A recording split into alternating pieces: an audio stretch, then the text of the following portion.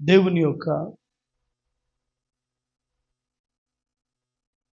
వాక్యంలో నుండి ఈ దినం కూడా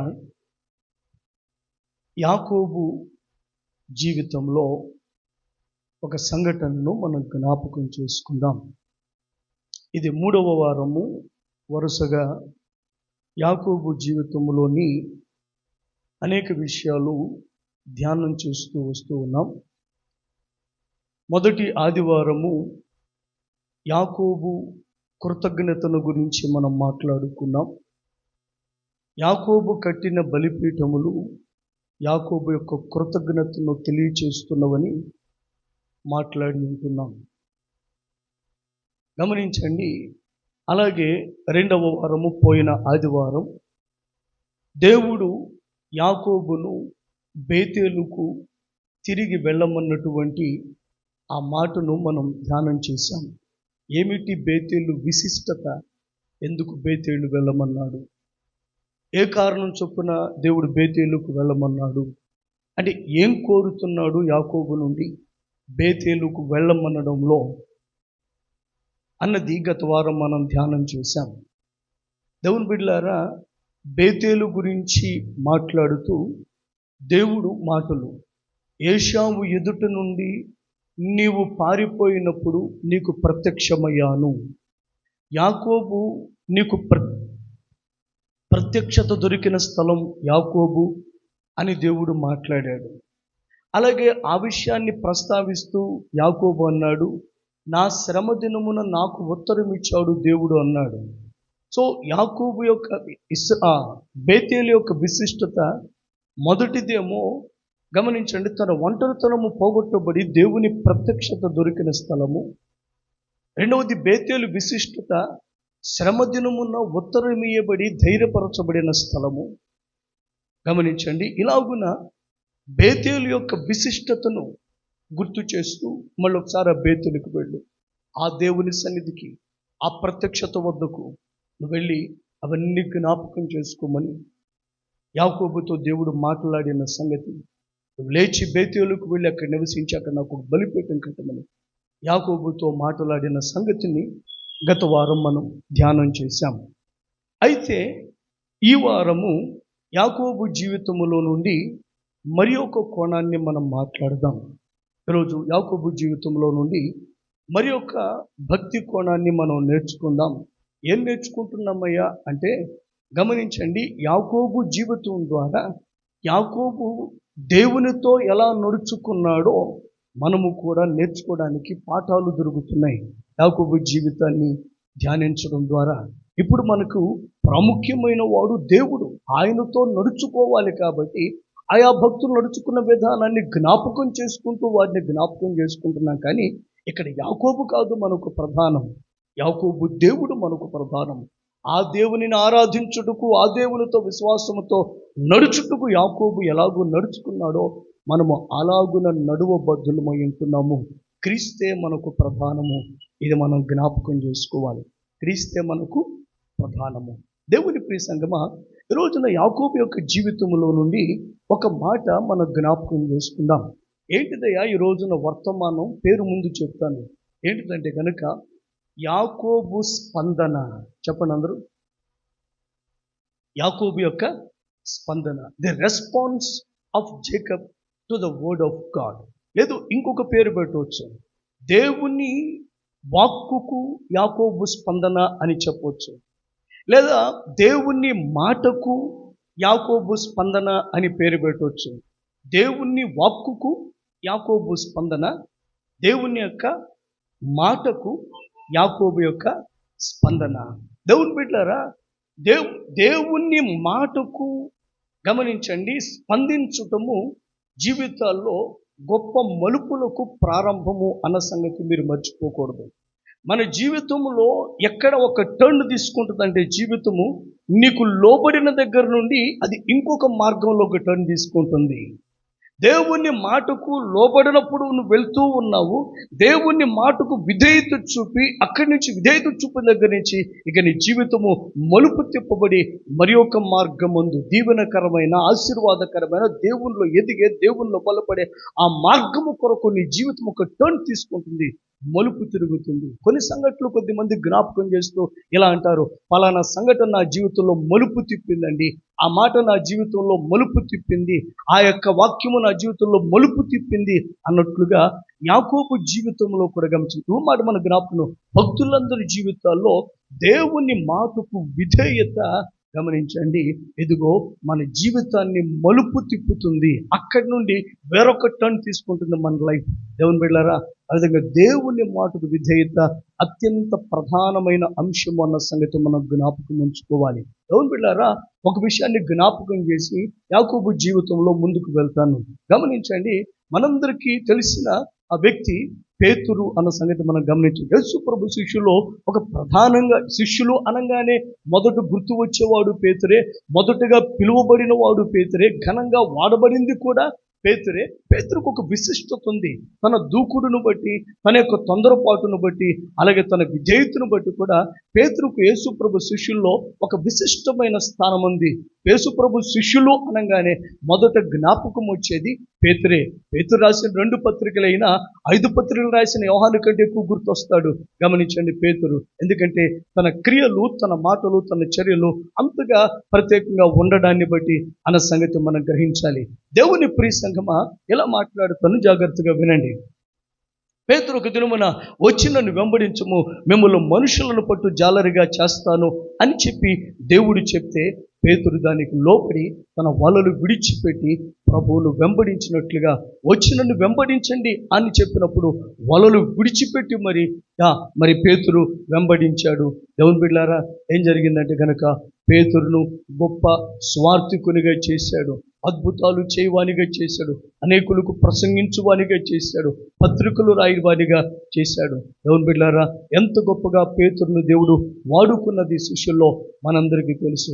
ఏమంటే గనక ఎక్కడయ్యా ఈ మలుపు అంటే గనక, జీవితం ఎక్కడ మలుపు తిరిగిందంటే, అప్పటి వరకు జీవితము చేపలు, తన వ్యాపారము, తన పడవలు, తన యొక్క జీవితము, కుటుంబము అలాగ వెళ్తున్న జీవితము ఒకసారి దేవుని మాట నుండి జీవితం ఒక టర్న్ తీసుకుంది, ఒక మలుపు తిరిగింది. అప్పటి నుండి దేవునిని వెంబడిస్తూ వలలు విడిచిపెట్టిన వాడే, ప్రభు మాటకు విధేయుడైన వాడే, గమనించండి, సిలువతో విధుల వరకు ఆయన వెంబడించిన వాడే, తదుపరి ఆయన పునరుద్ధాన వార్తను అనేక చోట్ల ప్రకటించిన వాడిగా, యెరూషలేములో ఆ సంఘము స్థాపకునిగా గమనించండి పేతురు మిగిలినట్లుగా మనందరము చూడవచ్చును. దేవుని బిడ్డలారా, పేతురు జీవితము మలుపు తిరుగుటకు కారణము ఇదిగో దేవుని మాటకు విధేయత. దేవుని మాటకు వచ్చి వెంబడించమన్నప్పుడు గమనించండి, పేతుడు వెంబడించాడు. అక్కడి నుండి అతని జీవితము ఆ బోధ వినటము, తన జీవితాన్ని మార్చటము, అద్భుతాలు చేయబడటము, ఇవన్నీ అపోస్తులుగా అభిషేకించబడటము, అపోస్తులుగా పంపబడటము ఎన్నో జరిగిపోయినాయి పేతుడి జీవితంలో. గొప్ప సేవకునిగా పేతురు అవతరించాడు.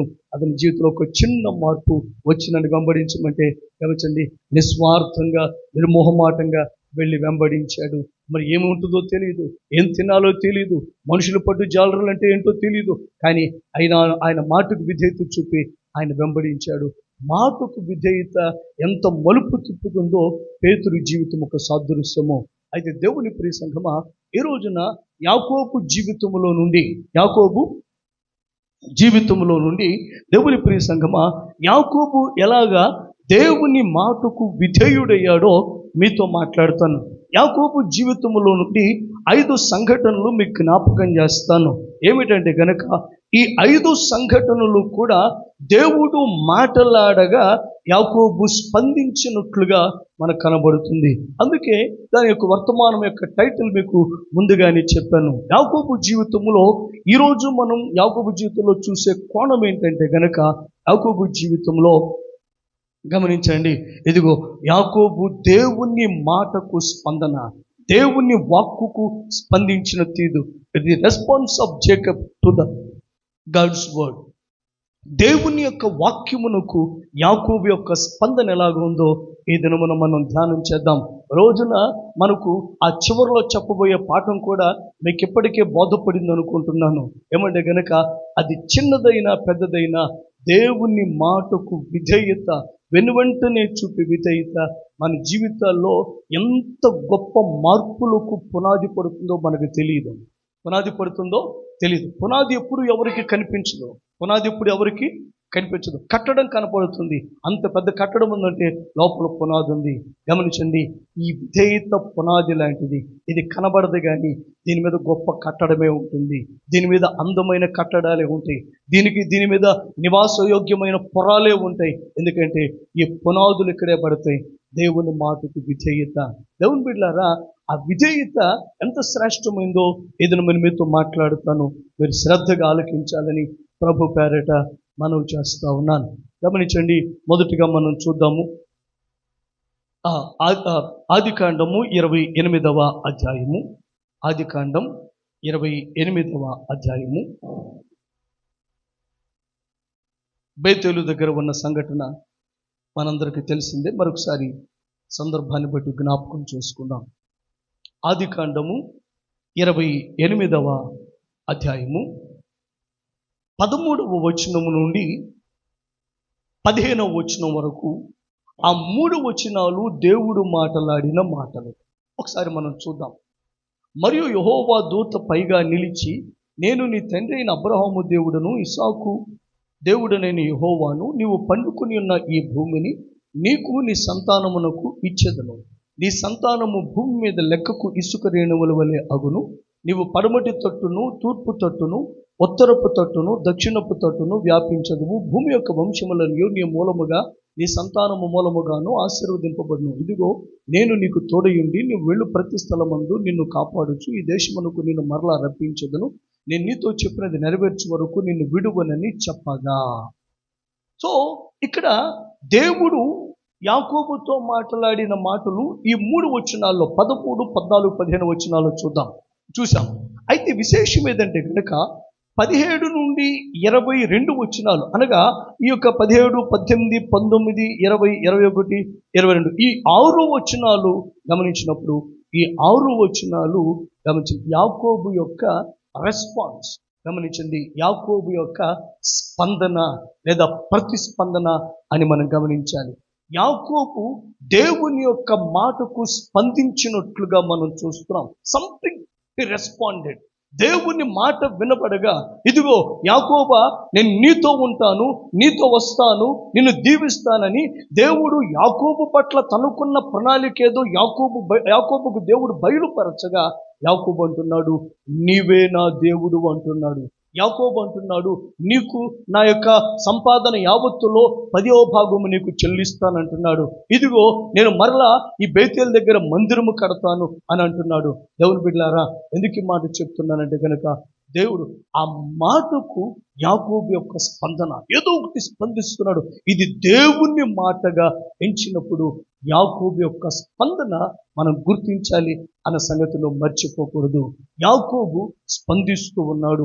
ఒక మాట చెప్పినప్పుడు మౌనముగా ఉండిపోయి అవునా అలాగా అనే దానికంటే దేవునితో తన జీవితాన్ని కట్టుకొనటము, లేదా ఒక నిర్ణయం తీసుకుని ప్రభుతో, లేదంటే ఇంకో మాట కూడా మనం చెప్పొచ్చు, అరే ఇంతగా తోడై ఉంటానన్నాడే, నేను మోసం చేసి పారిపోతున్నాను, నేను అబద్ధికుడినై పారిపోతున్నాను, నేను గమ్యము లేక పారిపోతున్నాను, ఏం చేయాలో తెలియక నేను ఇలాగ ఉండిపోయాను. కానీ ఈ పరిస్థితుల్లో ఉన్న నన్ను దర్శించాడుగా, ఈ పరిస్థితుల్లో ఉన్న దేవుడు నన్ను పట్టుకున్నాడుగా, ఈ పరిస్థితుల్లో ఉన్న దేవుడు నన్ను ఆదరించాడుగా, నేను ఏదో ఒకటి చేయాలి అన్న స్పందన. అంటే నా కొరకు ఎంత చేస్తానన్నాడే, నా స్థితిని పట్టించుకోనకుండా, నేను మోసగాడిని కదా, నేను ఇలాగా తండ్రిని ఇబ్బంది పెట్టిన వాడిని కదా, అన్నని ఇబ్బంది పెట్టిన వాడిని కదా, బాధ పెట్టిన వాడిని కదా, నన్ను బట్టి తల్లిదండ్రులకు ఇబ్బంది పెట్టాను కదా, ఈ పరిస్థితిలో ఇలా ఉన్న నన్ను త్రోసివేయక పట్టుకున్నాడు, మరి నేను కూడా దేవుని కొరకు ఏదో ఒకటి చేయాలి కదా అన్న మనస్సులో నుండి వచ్చినదే ఈ యొక్క దశభాగం అనుకుంటున్నాను. ఎందుకు ఈ మాట అంటే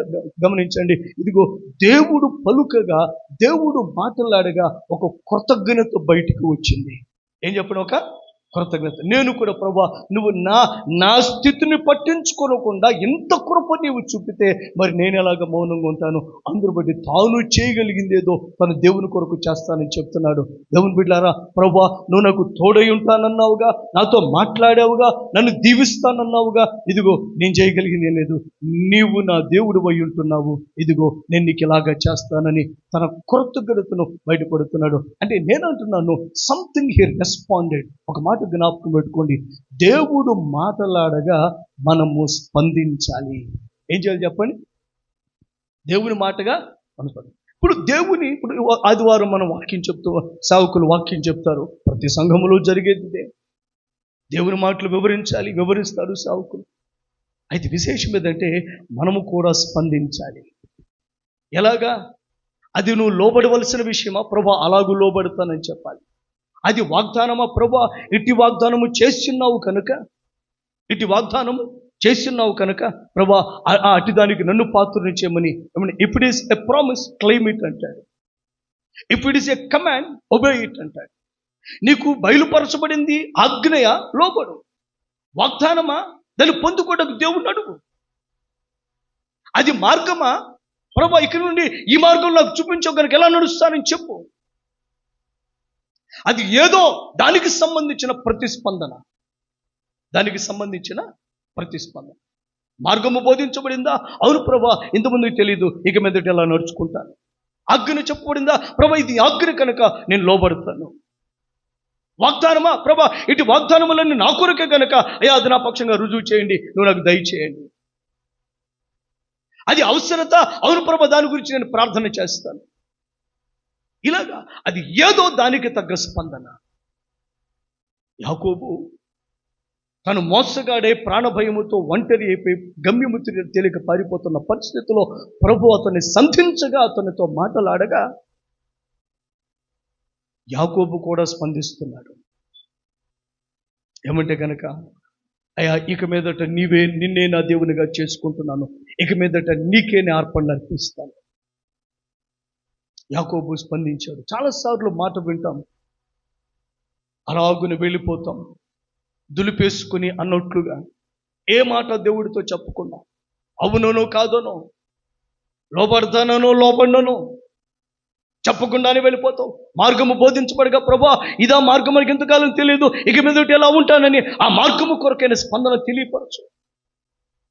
అనేక వాగ్దానం బయట ప్రభా ఇవన్నీ నా కొరకే కదా, ఇంతగా సిద్ధపరిచావా, నీకు స్తోత్రమయ్యా, అడ్డి దానికి నన్ను కూడా పాత్రుని చేయమని కూడా నువ్వు అడగవచ్చు. అది ఏదో దానికి తగ్గ స్పందన మన జీవితంలో మనకు కనపడాలి. యాకోబు మొదటిగా స్పందిస్తూ ఉన్నాడు. ఏం చేస్తున్నాడు చెప్పండి? స్పందిస్తున్నాడు. దేవుడు తనతో మాట్లాడగా బేతేలు దగ్గర యాకోబు స్పందించాడు. నేను కూడా ఇలా ఉంటానని దేవుడితో చెప్పుకున్నాడు. ఒక కమిట్మెంట్, ఒక నిబంధన దేవునితో చేసుకున్నాడు. రెండవదిగా యాకోబుతో దేవుడు మాట్లాడిన మాటలు మనం చూద్దాం. 31వ అధ్యాయము 3వ వచనం. 31వ అధ్యాయము 3వ వచనం చదవండి. అప్పుడు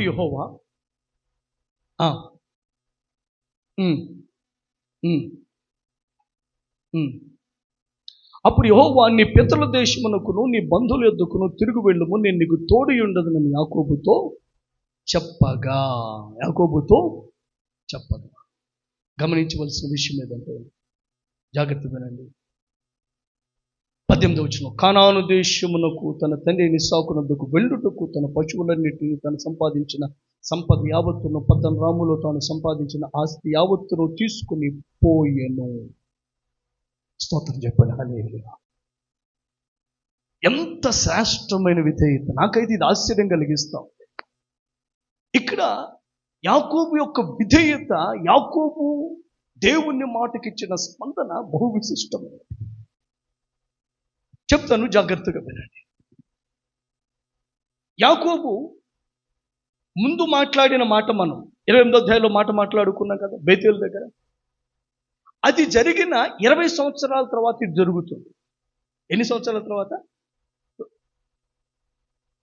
అంటే మొదట మాట్లాడిందేమో 25వ అధ్యాయంలో పద్దనరాము వెళ్ళేటప్పుడు. ఇప్పుడు 31వ అధ్యాయములో పద్దనరాములో వెళ్ళి 20 సంవత్సరాలు ఉండి 2 పెళ్ళిళ్ళు 12 మంది పిల్లల కన్నా తర్వాత మాట్లాడుతున్నటువంటి మాట. అంటే ఈ మొదటి మాటకు రెండవ మాటకు ఒక 20 సంవత్సరాల భేదము ఉన్నది.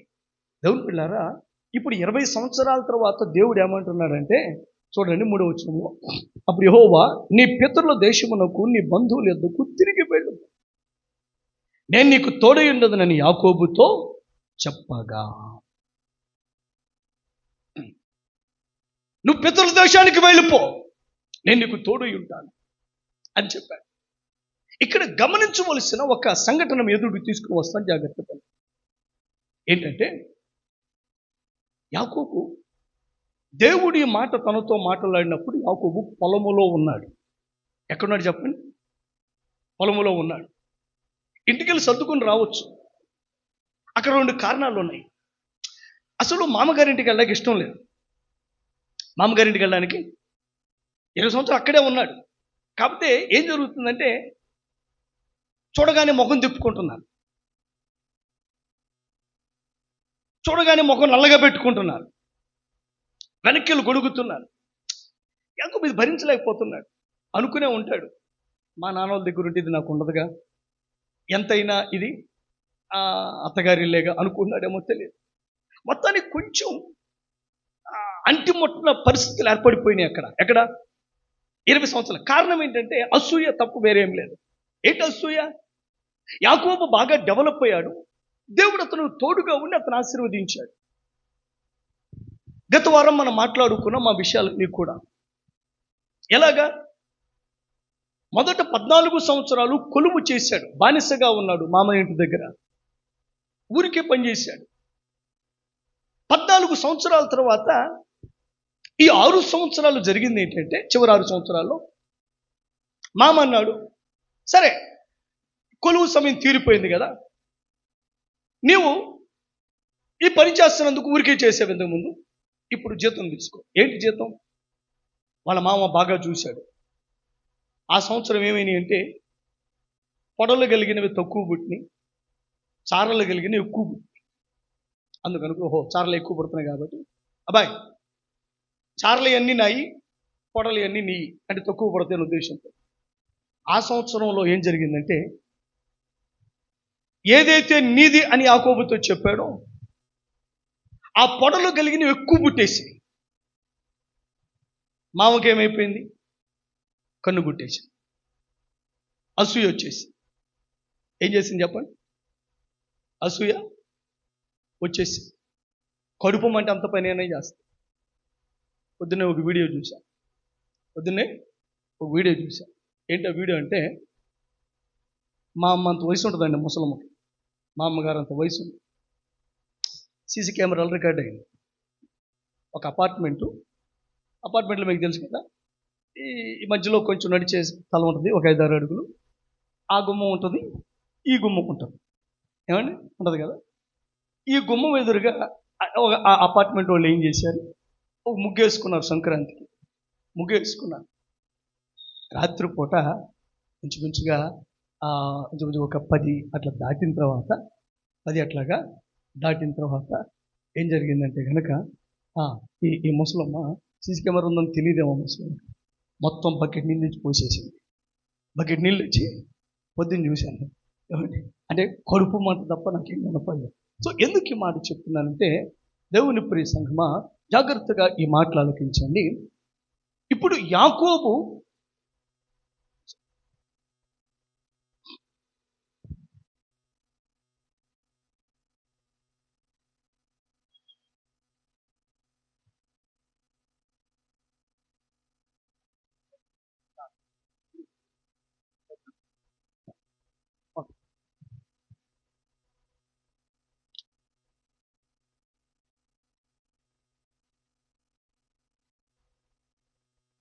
దేవుని సంఘమా, యాకోబు వాక్యం మాట్లాడుతున్నటువంటి విషయం ఏదంటే, ఇప్పుడు మామగారింటి దగ్గర పొసగలేని స్థితి ఏర్పడింది.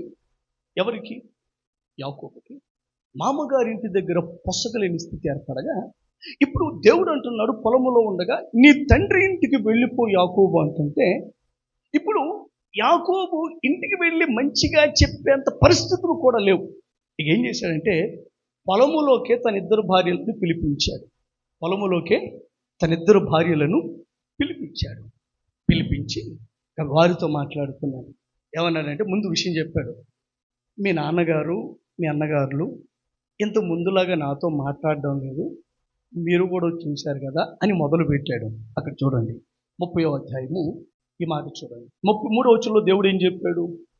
నీ బంధువుల యొద్దకు నీ తండ్రి ఇంటికి వెళ్ళమని యాకోబుతో చెప్పగా, 4వ వచనంలో యాకోబు పొలములో తన మంది యొద్దకు రాహేలును లేయాను పిలువనంటూ వారితో ఇట్లయింది, మీ తండ్రి కటాక్షము నిన్న మొన్న నా మీద ఉండినట్లు ఇప్పుడు నా మీద ఉండలేదని నాకు కనబడుచున్నది.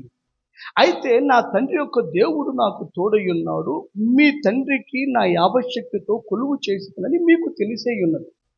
మీ తండ్రి నన్ను మోసపుచ్చి 10 మార్లు నా జీతము మార్చెను, అయినను దేవుడు నాకు హాని చెయ్యనీయలేదు.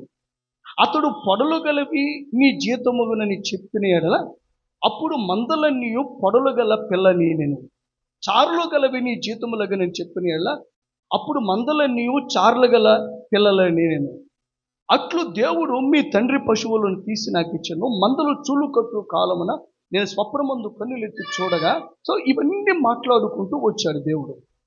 ఈ 13వ వచనం అంటాడు, నువ్వు ఎక్కడ స్తంభం మీద నూనె పోసితువో, ఎక్కడ నాకు మొక్కుబడి చేసితువో ఆ బేతేలు దేవుడు నేనే. ఇప్పుడు నీవు లేచి ఈ దేశములో నుండి బయలుదేరి నీవు పుట్టిన దేశమునకు తిరిగి వెళ్ళమని నాతో చెప్పున నేను. తలపైకెత్తండి. ఇక్కడ యాకోబు చాలా స్పష్టంగా మాట్లాడాడు, చాలా వివరంగా దేవుని మాట గురించి చెప్పాడు. ఇదిగో మా పరిస్థితి, నేను ఇలాగా దీవించబడ్డాను, ఇలాగా ఆదరించబడ్డాను. ఇప్పుడు నేను ఒకప్పుడు వెళ్ళి నాతో మాట్లాడే దేవుడికి మళ్ళా అక్కడికి వెళ్ళమని, ఆ బేతలకు వెళ్ళమని దేవుడు చెప్తున్నాడు. దేవుడు మరలా అక్కడికి వెళ్ళమని నాతో మాట్లాడుతున్నాడు అని చెప్పగా వారు కూడా ఏకీభవించారు. వారందరూ కలిసి యాకోబు పొలములో దేవుడు మాట్లాడగా పొలములో నుండి కానానుకు రావడానికి యాత్ర సమకట్టాడు. దేవునికి స్తోత్రం చెప్పండి, హల్లెలూయా. ఇప్పుడు ఒక మాట జాగ్రత్త వినాలి. యాకోబు యొక్క విధేయత ఏంటంటే దేవుని ప్రియ సంఘమా, బైబిల్ మాట్లాడుతుంది. దేవుడు జాగ్రత్తగా వినాలి. దేవుడు యాకోబుతో మాట్లాడగా యాకోబు ఇక పొలములో ఉన్నవాడు పొలములో నుండి బయలుదేరి వచ్చేసాడు. దేవునికి స్తోత్రం చెప్పండి, హల్లెలూయా. ఎంత శ్రేష్టమైన విధేయత యాకోబు దేవునికి చూపాడు. 20 సంవత్సరాల సెటిల్మెంట్ అయిన అక్కడ 12 మంది పిల్లలు అక్కడే పుట్టారు. ఎక్కడ పుట్టారు చెప్పండి? అక్కడే పుట్టారు. ఏవేమి ఆలోచించలేదు. నా భార్యల స్వగ్రామం ఇది, నా పిల్లలందరూ ఎక్కడే పుట్టారు, ఆస్తి అంతా ఎక్కడే పొందుకున్నాను. మామగారికి వీలు పడకపోతే కొంచెం పక్క నుండి చేసుకుంటాను. కాదు, దేవుడి మాట చొప్పున మొత్తము పట్టుకుని బయలుదేరు. అది కూడా పొలములో నుండియే. దేవుని మాటకు యాకోబు స్పందన ఎంత స్పష్టంగా అర్థమవుతున్నదో. పొలములో దేవుడు మాట్లాడగా పొలము నుండే వెళ్ళమన్న చోటికి బయలుదేరాడు. ఇది గమనించదగిన విషయము. స్తోత్రం చెప్పండి, హల్లెలూయా. ఎక్కడ మాట్లాడాడో అక్కడే ఒక నిర్ణయం. అందుకే ఆ 17వ వచనంలో చూస్తే యాకోబు లేచి తన కుమారులను తన భార్యల ఒంటి మీద ఎక్కించి కనాను దేశమునకు తన తండ్రి ఇస్సాకు వద్దకు వెళ్ళుటకు తన పశువులన్నిటినీ తను సంపాదించిన యావత్తును పద్దరాములో తన యావత్తుని తీసుకుని పోయాను. 17వ వచనంలో యాకోబు లేచి తన కుమారులను భార్యలను ఒంటిల మీద ఎక్కించి కనాను దేశము నుండి దేవుడి మాటను మోసుకుని వెళ్ళిపోతున్నాడు. ఇంత యాత్రకు మూలం ఏంటంటే దేవుని యొక్క మాట. ఇంతగా ప్రయాణం అవడానికి కారణం ఏంటంటే అన్ని ఉన్న పాటున అన్నట్లుగా బయలుదేరిపోయాడు. ఉన్న పాటున కట్టుబట్టలు తన్నట్లుగా అక్కడి నుంచే వెళ్ళిపోయాడు. వెనకాల ఆయన పరిగెత్తుకుని వచ్చి కలుసుకున్నాడు వాళ్ళ కూతురు మామగారు, అది వేరే విషయం. ఇప్పుడు యాకోబు యొక్క విధేయత ఎంత శ్రేష్టమైందో గుర్తించండి. ఈ మాట జాగ్రత్త, దేవుని సంగమా, రోజున ఈ మాట మనందరి హృదయాల్లో నాటపడాలి. దేవుని మాటకు విలువ చూపే విధానం ఏదో యాకోబు జీవితం ద్వారా మనకు నేర్పిస్తున్నాడు ప్రభు. దేవుడు తాను దీవించగా, తాను మాట్లాడగా, తాను కూడా ఏదో దేవుని కొరకు బ్రతకాలని ఒక కృతజ్ఞతతో, ఒక నిబంధనతో దేవునితో మాట్లాడి స్పందించి దేవునితో ఒక నిబంధన చేసుకున్నాడు. మొదటిగా మనం చూసాం ఈ 31వ అధ్యాయములో దేవుడు పద్దనరాములో 20 సంవత్సరాల తర్వాత మాట్లాడుతున్నాడు.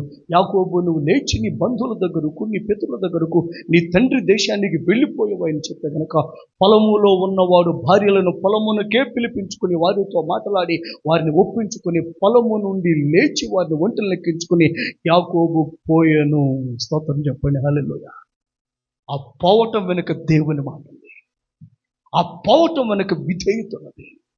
ఆ పోవటం వెనక దేవుని మాటను బలముగా తీసుకున్న తీరుంది. It's God's word.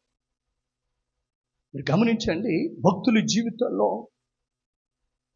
వారి యాత్రలకు సమాధానం ఏంటయ్యా ఎక్కడికంటే కనుక, ఏమోనండి దేవుడు చెప్పాడు, ఏమోనండి దేవుడు చెప్పాడు అన్నదే సమాధానం. అంటే దేవుని మాట మీద ప్రజలు ఎగతాళి చేయనట్లుగా అనిపిస్తుంది, కానీ వారికి మాత్రం అది చాలా శ్రేష్టమైంది. దేవుడు చెప్పాడు, మేము లోబడుతున్నాం. యాకోబు విధేయుడై దేవుడు చెప్పినట్లుగా పద్దనరాము నుండి ఇప్పుడు కానానుకు వచ్చేస్తా ఉన్నాడు. ఇది 2వ సందర్భం. 3వది మనం చూద్దాము. ఇక్కడ చూడండి, 46వ అధ్యాయము, ఆదికాండం 46వ అధ్యాయం, ఆదికాండం 46వ అధ్యాయం 3-4 వచనాలు.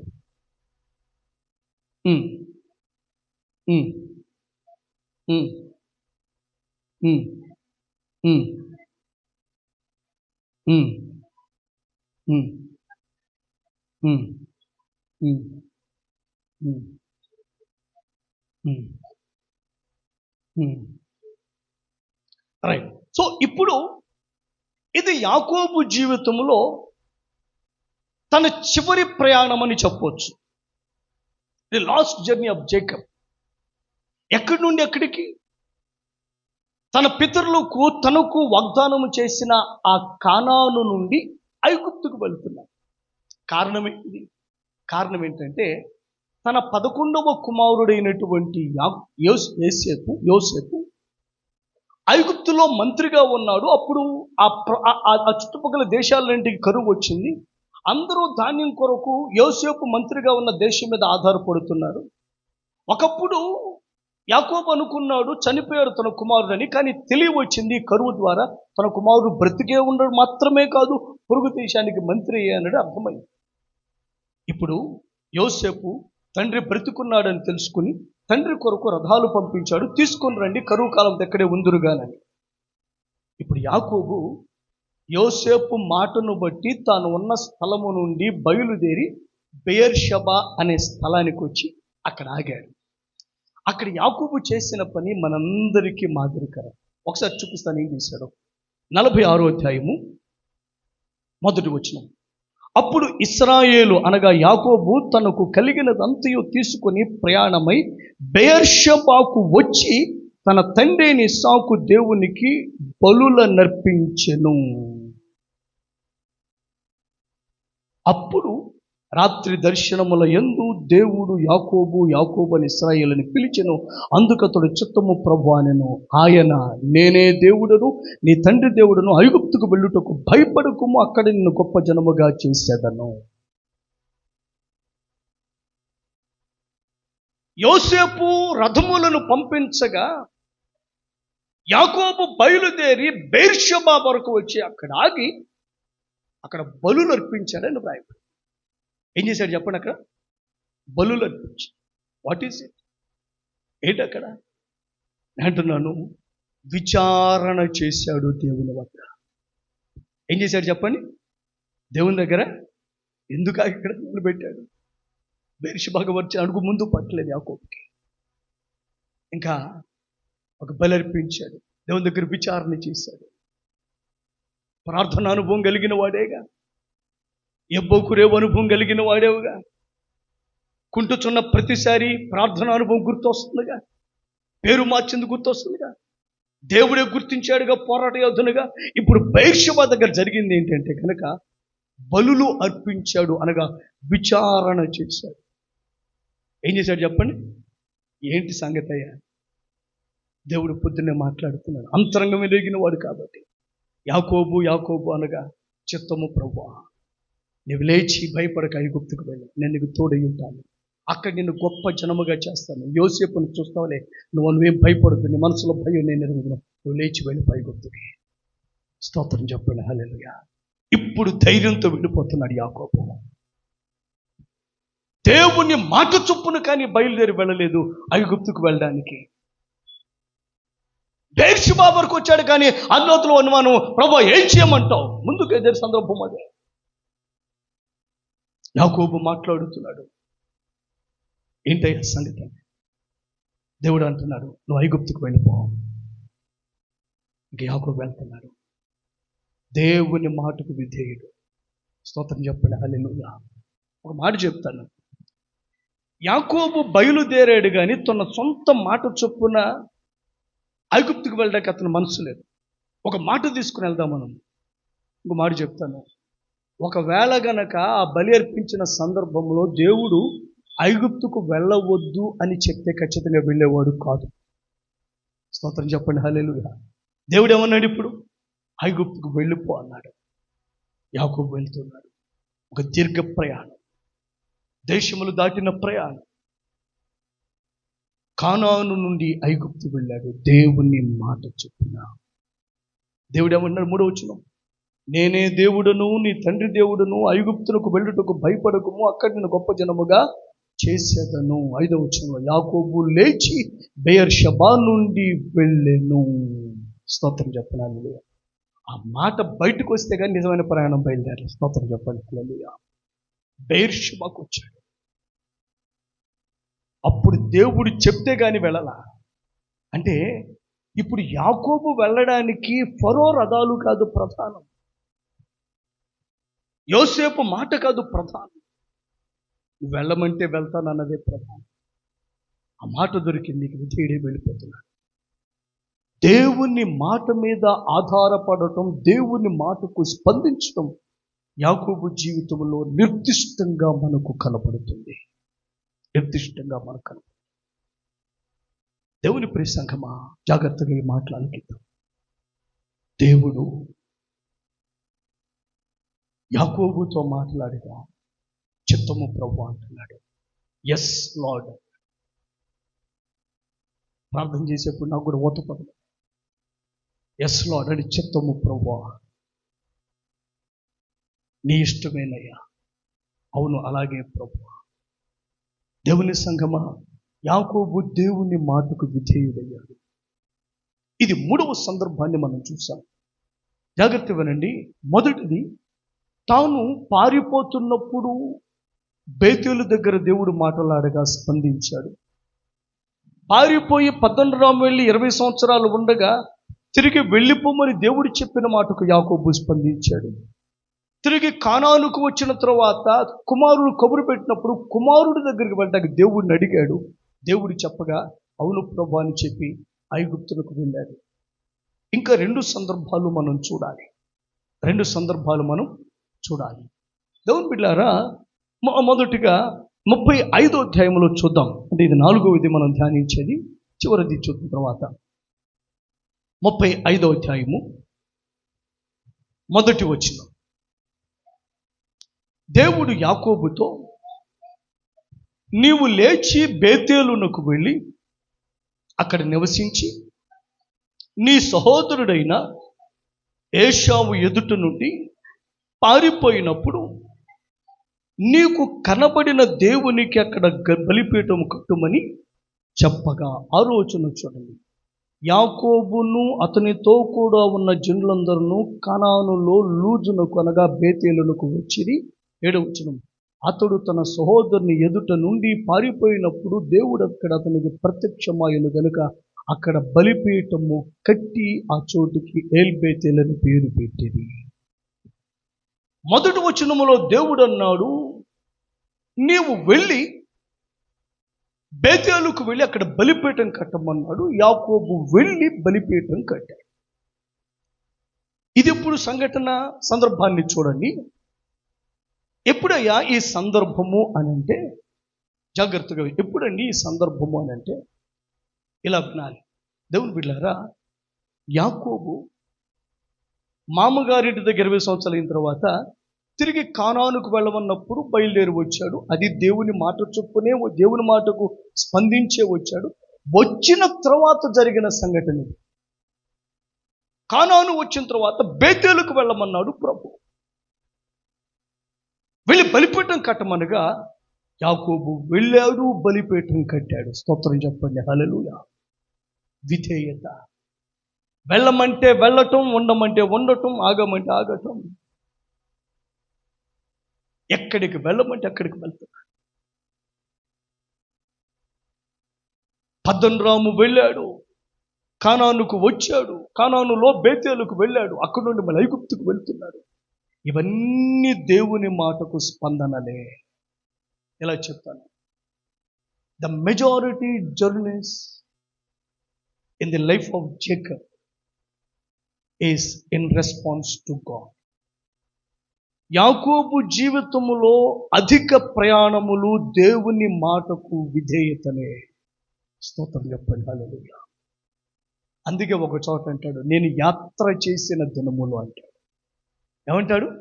నేను బ్రతికిన దినములు, అలాగే నేను యాత్ర చేసి.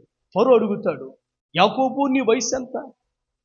అయ్యా నేను బ్రతికిన దినములు ఇవి, నేను యాత్ర చేసిన దినములు ఇవి. ఆ యాత్ర దేవుని మాటను గుర్తు చేస్తుంది. స్తోత్రం చెప్పండి, హల్లెలూయా. నేను యాత్రలు చేస్తూ ఉన్నాను, దేవుని మాటను బట్టే ఎక్కడికి కూడా వచ్చాను. ఆ రోజున యాకోబు ఫరోను దీవించుననే మాట వ్రాయబడింది. ఫరోను, ఆ రోజుల్లో ఫరో సూపర్ పవర్, ఫరో సూపర్ పవర్. కానీ ఆ ఫరోను యాకోబు దీవించాడని వ్రాయబడింది. దేవుని ప్రియ సంగమా, యాత్ర చేస్తున్నాడు దేవుని మాటను బట్టి, దేవుని మాటకు స్పందిస్తూ ఉన్నాడు. స్తోత్రం చెప్దాం, హల్లెలూయా. ఎక్కడికి వెళ్ళమంటే అక్కడికి వెళ్తున్నాడు. మొదట 28వ అధ్యాయములో నీకు తోడై ఉంటాను, నువ్వు వెళ్ళిన చోటుకి నేను వస్తానని దేవుడు చెప్పాడు. లేచి స్పందిస్తున్నాడు. ప్రభువా నీవే నా దేవుడు, నీకు దశంభాగం ఇస్తూ స్పందించాడు. తన కృతజ్ఞతను స్పందనగా తెలియపరిచాడు. అక్కడికి వెళ్ళి నివాసం ఉన్న తర్వాత 20 సంవత్సరాలు అయిన తర్వాత నీ తిరిగి నీ తండ్రి వద్దకు వెళ్ళమంటే, అవును ప్రభా వెళ్తానని చెప్పి పొలములో ఉన్నవాడు పొలములో ఉన్నట్టుగానే బయలుదేరి వచ్చేసాడు. వచ్చిన తర్వాత మళ్ళీ నువ్వు బేతేలుకు వెళ్ళి బలిపీఠం కట్టమంటే, అక్కడి నుండి దేవుడు మాట చొప్పున అక్కడికి వెళ్ళి బలిపీఠం కడుతున్నాడు. ఆ తర్వాత కొద్ది దినాలు అక్కడక్కడ యాత్రలు చేశాడు. ఆ తర్వాత కుమారుడు కబురు పంపగా మళ్ళీ బెయేర్షెబా వచ్చి దేవునితో మాట్లాడుకున్నాడు. దేవుడు వెళ్ళమంటే ఇప్పుడు మరలా ఐగుప్తుకు వెళ్తున్నాడు. స్తోత్రం చెప్పండి, హల్లెలూయా. విశేషమేంటో చెప్పమంటారా? దేవుడు తన ప్రణాళికలో భాగంగా యాకోబును ఐగుప్తుకు పంపుతున్నాడు. ఇదేంటంటే, ఇప్పుడు ఇందాక మనం చదివిన 46వ అధ్యాయంలో 2, 3, 4, 5 వచనాల్లో సారాంశం ఏంటంటే, మీరు జాగ్రత్త. ఆదికాండము 15వ అధ్యాయంలో దేవుడు అబ్రహాముతో చెప్పిన మాటను యాకోబు ద్వారా నెరవేర్చుకున్నాడు. ఆ రోజున యాకోబుతో చెప్పాడు, నీ సంతతి వారు నీది కాని దేశములో 400 సంవత్సరాలు ఉంటారు అని దేవుడు అబ్రహాముతో చెప్పాడు. ఇదిగో ఇప్పుడు తనది కాని దేశంలో నివాసముంచుట కొరకే ఇప్పుడు యాకోబును వాడుకొని దేవుడు అక్కడి నుండి ఐగుప్తుకు తన వారిని తరలిస్తున్నాడు. దేవుని ప్రణాళికలో భాగంగా ఇదిగో యాకోబుతో దేవుడు మాట్లాడుతున్నాడు. యాకోబు కూడా దేవుని ప్రణాళికకు బద్ధుడయ్యాడు. స్తోత్రం చెప్పండి, హల్లెలూయా. ఇలా మనం జ్ఞాపకం పెట్టుకోవాలి. ఏంటి మాట అంటే, మీరు జాగ్రత్తగానండి. యాకోబు యాత్రలు చేస్తున్నాడని మనం అనుకుంటున్నాం, కానీ నన్ను తట్టిన మాట ఏంటంటే, తన ప్రణాళికను బట్టి దేవుడు యాకోబును నడిపిస్తూ ఉంటుండగా యెస్ లార్డ్ అని వెళ్తూ ఉన్నాడు యాకోబు. దేవుని ప్రణాళికకు ఎదురు తిరగలేదు. స్తోత్రం చెప్పండి, హల్లెలూయా. ఒక మాట మీకు చూపిస్తాను అర్థం కావటం కోసం. ఆదికాండం 15వ అధ్యాయానికి రండి. జెనసిస్ 15. ఆదికాండము 15వ అధ్యాయము 13వ వచనం. ఆయన, ఇది దేవుడు అబ్రహాముతో మాట్లాడుతున్నటువంటి మాట, నీ సంతతి వారు తమది కాని పరదేశమందు నివసించి ఆ దేశపు వారికి దాసులుగా ఉందురు. వారు 400 ఏండ్లు వీరిని శ్రమ పెట్టుచు, వీరు ఎవరికి సరే విషయం ఏదంటే, నీ సంతతి వారు తమది కాని పరదేశమందు నివసించి ఆ దేశపు వారికి దాసులుగా ఉందురు. తర్వాత చివరిలో ఏమంటాడు? 14 వచ్చిన చివరి మాట చూడండి. తరువాత వారు మిక్కిలి ఆస్తితో బయలుదేరి వచ్చెదరు. తలలు పైకెత్తండి. సో ఇప్పుడు దేవుడు అబ్రహాముకు ఒక వాగ్దానం చేశాడు. నీ సంతతి వారు తమది కాని దేశానికి వెళ్ళి అక్కడ 400 సంవత్సరాలు ఉంటారు అబ్రహామా అని దేవుడు అబ్రహాముతో చెప్పాడు. ఇది దేవుని ప్రణాళిక. ఏంటి ప్రణాళిక? దేవుడు ఈ అబ్రహాము సంతానమును వేరొక దేశము తీసుకువెళ్ళి అక్కడ వారికి తీర్పులు తీర్చి వారిని మిక్కిలి ఆస్తితో తిరిగి కనానుకు తీసుకురావటం దేవుని యొక్క దీర్ఘ ప్రణాళిక. ఆ రోజున అబ్రహాముతో దేవుడు చెప్పాడు. ఇప్పుడు ఆ ప్రణాళిక నెరవేర్పులో భాగంగా దేవుడు ఎవరితో మాట్లాడుతున్నాడు? యాకోబుతో. ఎందుకంటే యాకోబుకు డౌట్ వచ్చింది. అందువల్ల బెర్షెబా కొడుకు రథాలు పంపించాడు. కానీ యాకోబుకు డౌట్ ఏంటంటే, ఇప్పుడు ఐగుప్తుకు వెళ్ళాలా వద్దా? ఇప్పుడు దేవుడు మాట్లాడుతున్నాడు, యాకోబా నువ్వు నిర్భయంగా ఐగుప్తుకు వెళ్ళు, నిన్ను తీసుకువెళ్తాను, మళ్ళీ తీసుకువస్తాలే, నువ్వు ఐగుప్తుకు వెళ్ళమని దేవుడు చెప్తున్నాడు. సరే, యాకోబు విధేయత మనం నేర్చుకున్నాం. ఇంకో మాట ఏమంటే కనుక, అక్కడ దేవుడు అబ్రహాముకు చేసిన ఆ యొక్క వాగ్దానం యొక్క ప్రణాళికను యాకోబు ద్వారా నెరవేరుస్తుంటుండగా ఆ ప్రణాళికకు బద్ధుడయ్యాడు యాకోబు. స్తోత్రం చెప్దాం. హల్లెలూయా. దేవుడు ఎలా నడిపిస్తే అలాగున నడుచుకుంటూ ఉన్నాడు యాకోబు. నువ్వు అంటే తన ప్రణాళిక చొప్పున నడిపిస్తాడు. ఎదురు తిరిగితే సరే నీ ఇష్టంలో నడుచుకో అంటాడు. యాకోబు అవును అవును అంటూ వెళ్తున్నాడు. దేవుడు ఒక మార్గము నిర్దేశించి ఆ మార్గం ముందు యాకోబును నడిపిస్తూ ఉన్నాడు. స్తోత్రం చెప్పండి. హల్లెలూయా. మనం ఆరాధన వాక్యంలో నేర్చుకున్నాం, వారు ఒక నివాసపురము చేరు వరకు చక్కని త్రోవను ఆయన నడిపించెను. స్తోత్రం చెప్పండి. హల్లెలూయా. ఆ మేఘాన్ని అనుసరిస్తే, ఆ అగ్ని స్తంభాన్ని అనుసరిస్తే దేవుడు చక్కని త్రోవ నడిపిస్తాడు. నా ఇష్టం నాదంటే సరే నీ ఇష్టం పో అంటాడు. యాకోబు తాను చెప్పిన మాట విధేయుడు అవుతున్నాడు. దేవుడు తన ప్రణాళిక చొప్పున యాకోబును వాడుకుంటూ అతను నడిపిస్తున్నాడు. దేవుడు చెప్పిన ప్రతి మాటకు అతడు మేలుకరంగా స్పందిస్తున్నాడు భక్తుడైన యాకోబు. ఇది 4వ సందర్భము. చిట్ట చివరిది చెప్పుకొని మనం ముగించుకుందాం. చిట్ట చివరి యొక్క ప్రయాణం ఒకసారి మనం చూద్దాం. ఇప్పుడు రండి, 31వ అధ్యాయంలో ఇందాక మనం చూసాం, ఆదికాండము 31వ అధ్యాయము. ఆదికాండము 31వ అధ్యాయము 3వ వచనంలో, అప్పుడు యెహోవా నీ పితరుల దేశమునకు నీ బంధువుల యొద్దకు తిరిగి వెళ్ళుము, నేను నీకు తోడయుండుదనని యాకోబుతో చెప్పగా. సో ఇప్పుడు పద్దనరాములో ఉన్న యాకోబుతో దేవుడు మాట్లాడుతాడు. నీ తండ్రి ఇంటికి వెళ్ళిపో అని చెప్పాడు. పొలంలో ఉండగా ఇందాక మనం ధ్యానం చేశాం. ఇప్పుడు చెప్పినట్లుగా 17-18 వచనాల్లో యాత్ర ప్రారంభమైంది. ఎవరిది? యాకోబుది. ఎక్కడి నుండి ప్రారంభమైంది? పద్దనరాము నుండి స్టార్ట్ అయింది 33వ అధ్యాయంలో. ఇప్పుడు ప్రారంభమైనప్పుడు జరుగుతున్న విషయం ఏంటంటే, మీరు జాగ్రత్తగా ఈ మాట వినాలి. ఇలాగా వస్తూ ఉంటుండగా మధ్యలో ఏం జరిగిందంటే, యాకోబులో భయం పట్టుకుంది. యాకోబులో భయము పట్టుకుంది. ఏంటంటే కనుక ఇక్కడ ఇంకో మాట గమనించాలి. మొదట ఒక ఆటంకం వచ్చింది. ఏంటి ఆటంకం? మామగారు వచ్చేసారు వెనకాల. ఎవరు వచ్చారు? నాకు చెప్పకుండా మమ్మల్ని వాళ్ళిద్దరిని మన వాళ్ళందరిని తీసుకుని వెళ్తావా, రాణితో పంచాయతీ అన్నాడు. యాకోబు దగ్గర ఒకటే సమాధానం, నా దేవుడు వెళ్ళమన్నాడయ్యా నా తండ్రి ఇంటికి. ఆ మాటకు విధేయుడిని వెళ్ళిపోతున్నాను. మామగారు రాజీ పడ్డారు. ఆ ఆటంకమును అలాగే జయించాడు. ఆటంకాలు అలాగా జయించాడు. ఆ తర్వాత ఏం జరిగిందంటే కనుక జాగ్రత్తగా, ఆ తర్వాత ఏం జరిగిందంటే 32వ అధ్యాయంలో ఎక్కడికి వచ్చాడంటే కనుక 32వ మొదటి వచ్చిన చూడండి. యాకోబు తన త్రోవను వెళ్ళుచుండగా దేవదూతలు అతనిని ఎదుర్కొన్నాడు. త్రోవను వెళ్తున్నారు, దేవుడు ఎదుర్కొన్నాడు, మహనీయమని పేరు పెట్టాడు. 3వ వచనంలో యాకోబు ఏదోము దేశం అనగా షేయూరు దేశంలో తన సోదరుని ఏశావు ఎదుక అక్కడికి వచ్చినప్పుడు ఆ మాట అంటే ఆ ప్రాంతం దాకా వచ్చాడు అన్నట్లుగా వాక్యంలో వ్రాయబడుతున్నది. సో ఇక్కడ 32వ అధ్యాయము ఈ మాట మనం చూడ 11వ వచనంలో, నా సహోదరుడైన ఏశావు చేతి నుండి దయచేసి నన్ను తప్పించుము, అతడు వచ్చి పిల్లలతో తల్లిని నన్ను చంపునేమో అని అతనికి భయపడుచున్నాను అని దేవుడు చెప్పాడు. దేవుని ప్రియ సంఘమా, ఇప్పుడు జాగ్రత్తగా మాటలు వినండి. ఒక మాట ఈ చివరి వివరించి నేను ముగిస్తాను. యాకోబు తిరుగు ప్రయాణంలో ఉన్నాడు.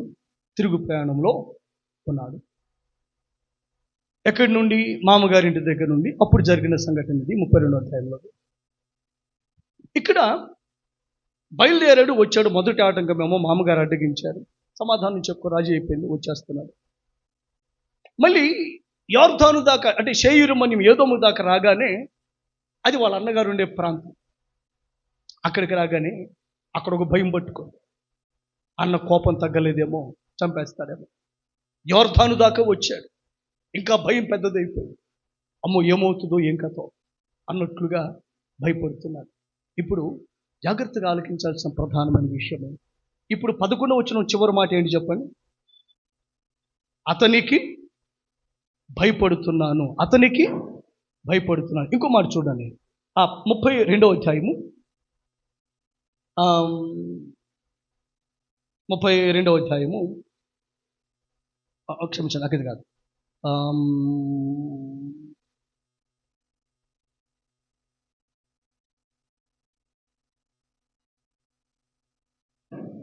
20వ వచనం, ఇదిగో నీ సేవకుడైన యాకోబు మా వెనుక వచ్చుచున్నాడని చెప్పవల్లని 2వ వానికి 3వ వానికి మందలో వెళ్ళి వారందరికీ ఆజ్ఞాపించెను. దేవుని బిడ్డలారా, 22వ వచనం, ఆ రాత్రి అతడు లేచి తన 2 భార్యలను, తన 2 దాస్యులను, తన 11 పిల్లలు తీసుకుని యబ్బోకు రేవు దాటి పోయేను. సో ఇప్పుడు తలపైకెత్తండి. 32వ అధ్యాయము మొదటి వచనములో యాకోబు త్రోవను వెళ్ళుచుండగా అంటే యాత్రను కొనసాగిస్తున్నాడు. 3వ వచనములో యాకోబు ఏదోము దేశం అనగా షేయూరు దేశమునకు తన సహోదరుడు ఏశావు నద్దకు దూతలను ముందుగా పంపి, ఆ తర్వాత 32వ అధ్యాయంలో ఇప్పుడు మనం చూసాం కదా, వెనుక వస్తున్నాడు అనే 18వ వచనంలో మాట, 22లో అతడు రేవు దాటి పోయిననే మాట. తల్లు పైకెత్తాడు. సో ప్రస్తావించాలనుకున్న ప్రధానమైన విషయం ఏంటంటే, యాకోబు ప్రయాణం చేస్తూ ఉన్నాడు. దగ్గర దాకా వచ్చిన తర్వాత 20 సంవత్సరముల క్రితము తను మోసం చేసిన అన్నలో కోపం ఇంకా మిగులుందేమోనన్నది యాకోబు యొక్క భయం. ఇప్పుడు చెప్పదగిన విషయం ఏంటంటే కనుక, యాకోబు భయపడుతున్నాడు కానీ ప్రయాణం మాత్రం ఆపటం లేదు. ఏం చేయట్లేదు చెప్పలేదు, ప్రయాణం ఆపటం, వెళ్తూనే ఉన్నాడు.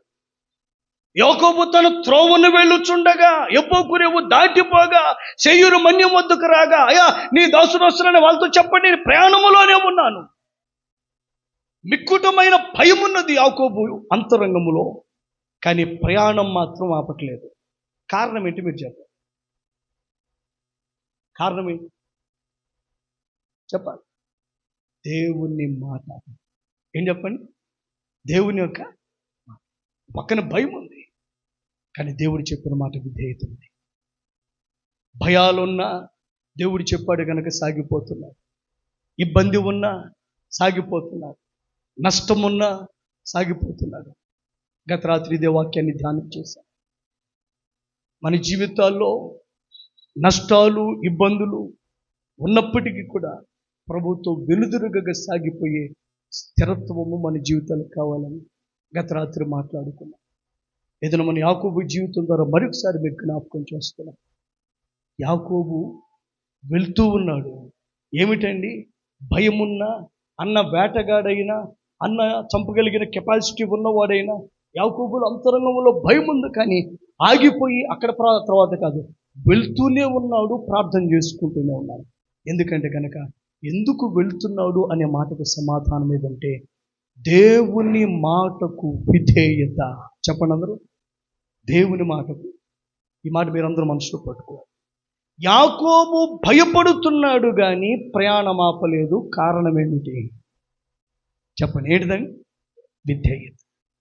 వెళ్తా ఉన్నాడు, ఒక పక్కన కడుపు నిండా భయం ఉంది, కానీ దేవుడు చెప్పిన మాట కానీ అంతకంటే విధేయత ఉంది. యాకోబు విధేయత భయాన్ని జయించి వెళ్తూ ఉన్నాడు. దేవుని పిల్లారా, నేను ముగిస్తూ ఉన్నాను. ఈ 5 సందర్భాలు ఒకసారి మనసులోకి తెచ్చుకోండి. ఏంటిదంటే, యాకోబు దేవుడు చెప్పిన మాటకు ఎంతగా విధేయుడయ్యాడో మనం చూసాం. మొదట 28వ అధ్యాయంలో దేవుడు బేతేలు దగ్గర మాట్లాడగా, నేను ఇలాగ ఉంటానయ్యా అని తన కృతజ్ఞత ద్వారా స్పందించాడు. ఆ తర్వాత యాకోబు మామగారింటికి వెళ్ళి 20 ఏళ్ళు ఉన్నప్పుడు అక్కడ దేవుడు పొలంలో మాట్లాడాడు. యాకోబు, నువ్వు తండ్రి దేశానికి వెళ్ళిపోమంటే అతడు ఆ పొలములో నుండి దేవుని మాటకు విధేయుడై దేవుడు చెప్పాడు గనక అంతటిని వెంట పెట్టుకుని వెనుక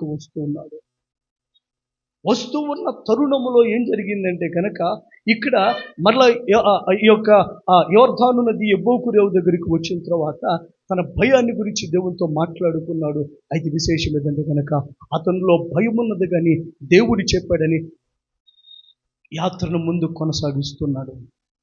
సో ఇప్పుడు అయిపోయింది, అది కూడా సమస్య కూడా తీరిపోయింది. ఇప్పుడు వచ్చాడు, ఇప్పుడు బేతేలుకి వెళ్ళి బలిపీఠం కట్టమన్నాడు. అక్కడికి వెళ్ళి బలిపీఠం కడుతున్నాడు. అక్కడ కొంతకాలం ఉన్నాడు. ఆ తర్వాత కొన్ని ప్రాంతాల్లో నివసించిన తర్వాత ఇప్పుడు ప్రభు అంటున్నాడు, నువ్వు వెళ్ళి నువ్వు ఐగుప్తుకు వెళ్ళమంటున్నాడు. యాకోబు ఐగుప్తుకు వెళ్ళాడు. దేవుడు ఏది చెప్పాడో దానికి లోబడ్డాడు, ఏది చెప్పాడో అది చేశాడు, ఎక్కడికి వెళ్ళమన్నాడో అక్కడికి వెళ్ళాడు. దేవుని మాటకు స్పందించాడు. చిత్తము ప్రభువా అనడం యాకోబు అలవాటు. స్తోత్రం చెప్పండి, హల్లెలూయా. ఏంటిదంటే అండి? చిత్తము. Yes Lord. ఎన్ని చోట్లకైనా వెళ్తున్నాడు, ఎన్ని బలిపీఠాలైనా కొడుతున్నాడు. ఈ దినమున యాకోబు జీవితంలో ఒక శ్రేష్టమైన పాఠం నేర్చుకుంటుంది. ఏంటయ్యా సందర్భం అంటే, దేవుని మాటకు విధేయత. వెనుదిరుగక, వెన్నుచూపక. రాజకీయ నాయకులను పొగుడుతూ ఉంటారు. మాట ఇస్తే మడమ తప్పడు, అంతేనా? మాట తప్పడు, మడమ చెప్పడు అన్నట్లుగా వాస్తవానికి యాకోబు జీవితంలో ఇది నిజం. ఎన్నడూ వెనుదిరగలేదు, ముందుకే వెళ్తున్నాడు. ఎలా చెప్తాను వినండి. యాకోబు పద్దనరాము ప్రయాణము దేవుని మాట కావాలి. అక్కడి నుండి కానానుకు ప్రయాణము దేవుని మాట కావాలి. అక్కడి నుండి బేర్షెబాకు ప్రయాణం దేవుని మాటను బట్టి. అక్కడి నుండి బేతేలుకు ప్రయాణం దేవుని మాటను బట్టి. అక్కడి నుండి ఐగుప్తుకు ప్రయాణం దేవుని మాటను బట్టి. యాకోబు ప్రయాణములన్నీ దేవుని మాటకు విధేయతలు, దేవుని మాటకు స్పందననే. స్తోత్రం చెప్పండి, హల్లెలూయా. యాకోబు దేవుని మాటకు స్పందించేవాడుగా ఉన్నాడు. నో అనడం తెలియదు, ప్రశ్నించడం తెలియదు, ఎందుకంటం తెలియదు, ఈ వయసులోనా అనడం తెలియదు, ఇంత తొందరగానా అనడం తెలియదు. ఏది చెబితే అది చేయటమే. దేవునికి తెలుసు అన్నది యాకోబు విషయము. ఆయన చెప్పిన చోటకల్లా చెప్పినట్లుగా విధేయుడై వెళ్ళిపోతూ ఉన్నాడు. స్తోత్రం చెప్పండి, హల్లెలూయా. అందుకే అంటాడు, నేను యాత్ర చేసిన దినాలు నడిపించిన చోటుకెల్లా వెళ్ళాడు.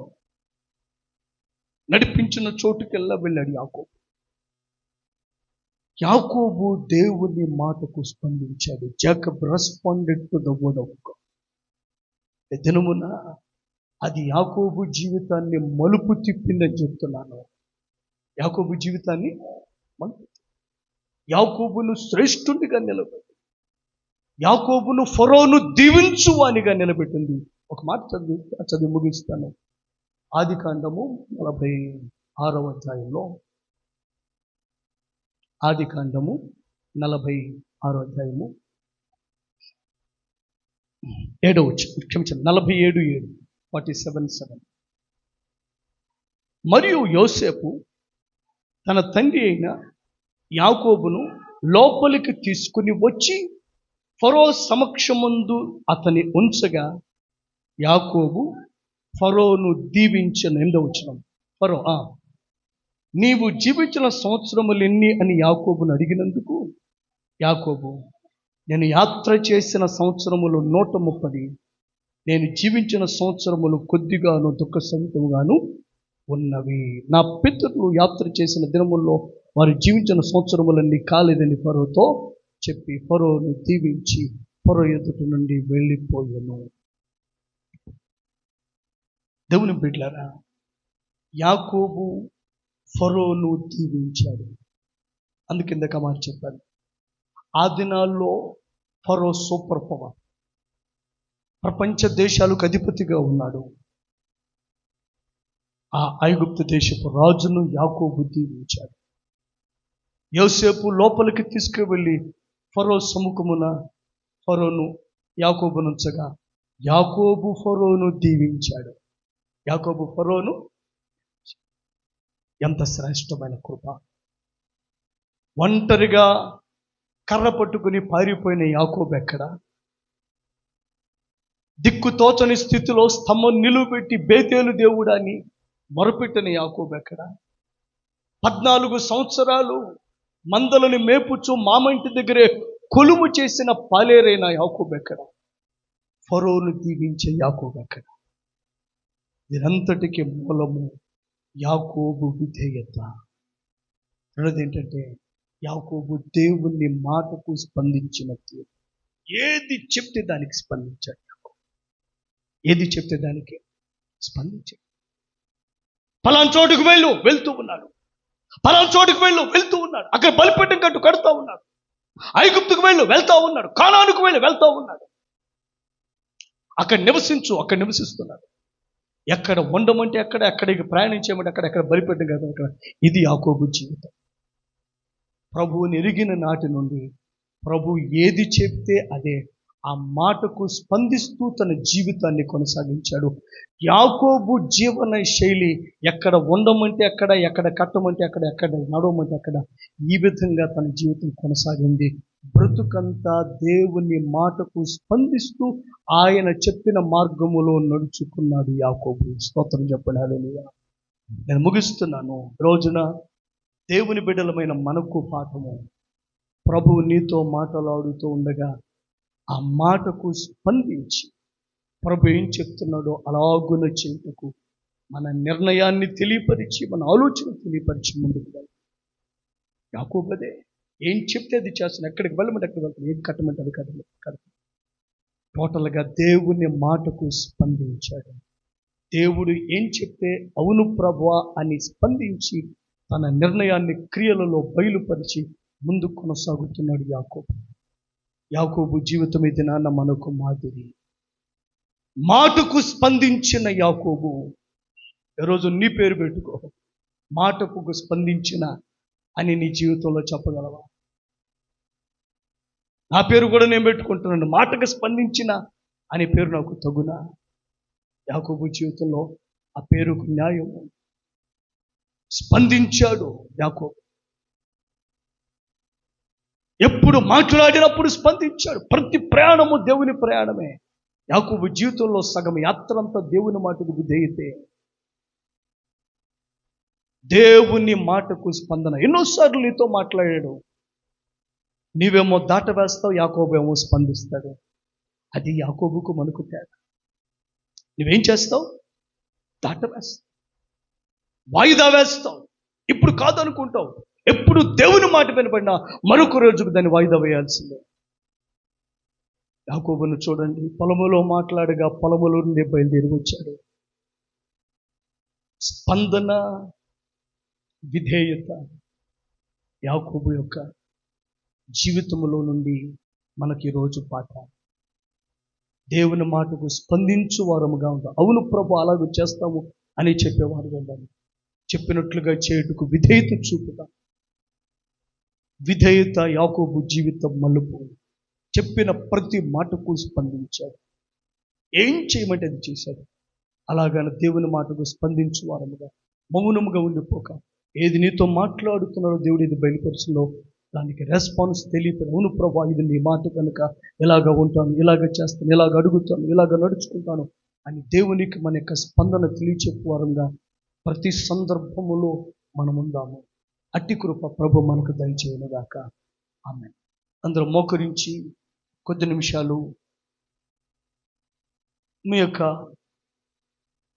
నిర్ణయాన్ని ప్రభుతో చెప్పండి. మీ యొక్క ఉద్దేశాన్ని ప్రభుతో చెప్పండి. ప్రతి ఒక్కరు మనసారా ప్రభుతో చెప్పండి. ప్రభా, నీ మాటకు విధేయత చూపుతాను, వెనుదిరగక. ఎంత దూరమైనా ఎంత కష్టమైనదైనా